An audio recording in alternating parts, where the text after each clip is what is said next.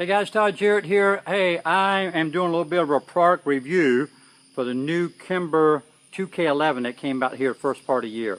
So I got this gun back a few months ago and I found it very intriguing when I first saw it off the shelf.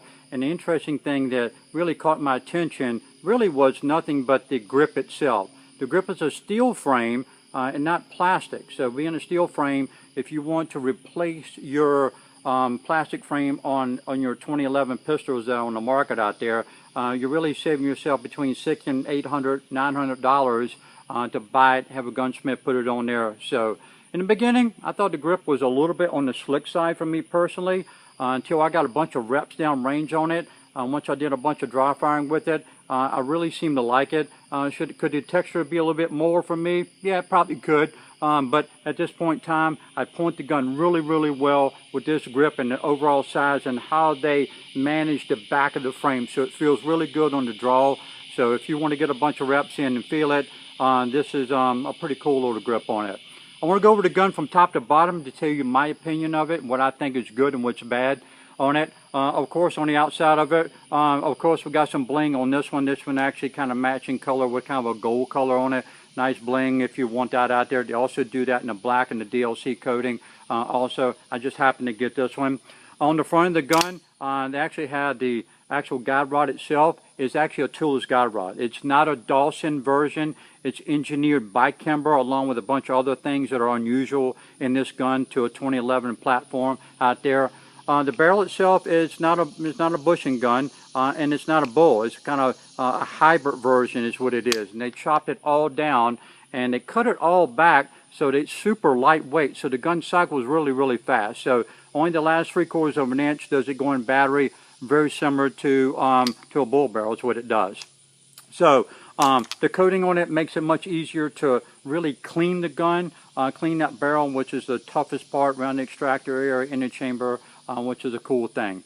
One thing about the barrel itself and setup in this gun is extremely accurate with factory ammunition and my own hand loads in it. The gun shoots well under 2 inches at 25 yards away with an optic, sitting on a bench, right up behind the gun. I got a bunch of 10-shot groups with multiple manufacturers and my hand loads that were 3/4 of an inch at 25. At 50, the gun shot well under 3 inches at the 50-yard line. So I found this one to be one of the most accurate guns that I've seen off the shelf in a long time.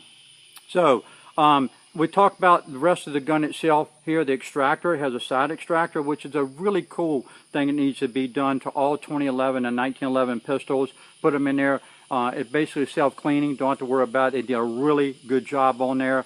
I got several thousand rounds of my own loads to there with brass that I've shot 1,000 times on it. No problem with extraction on it.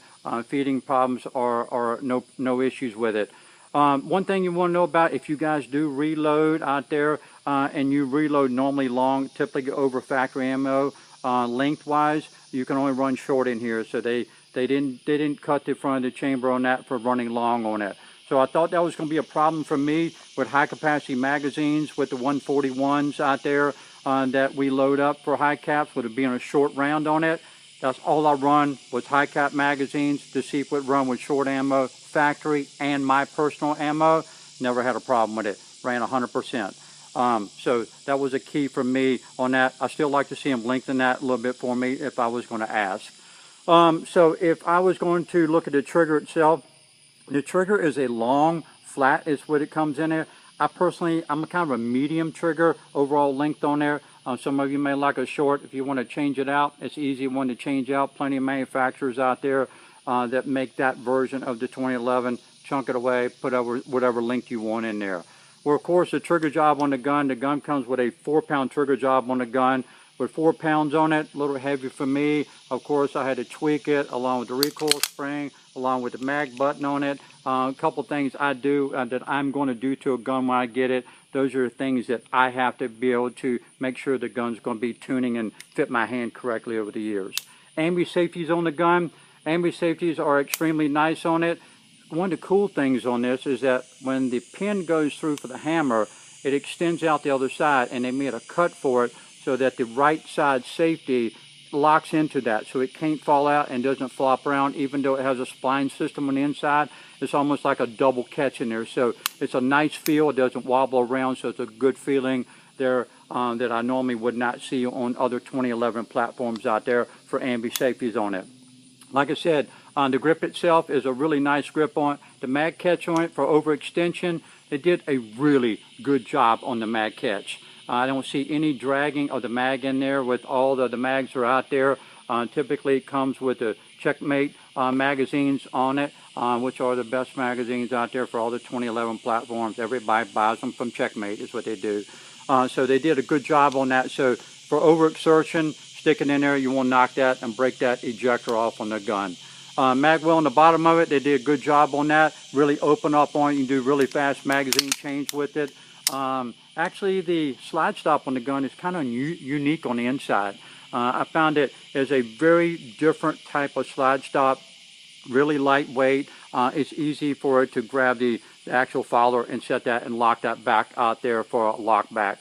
So I know some of you in the competition world that may want to buy one of these for limited optics division. You may end up putting a gas pedal over there. So, but the thing about it is, if you don't, it's a great product right here. What I have found, hadn't had any issues with it. So if you are a Kimber fan and you have not played around with the new 2K11 and you are looking for something maybe for competition, check out Kimber and the new K211 for them on the marketplace. So hope you guys have a good time on the range. Good luck and safe shooting.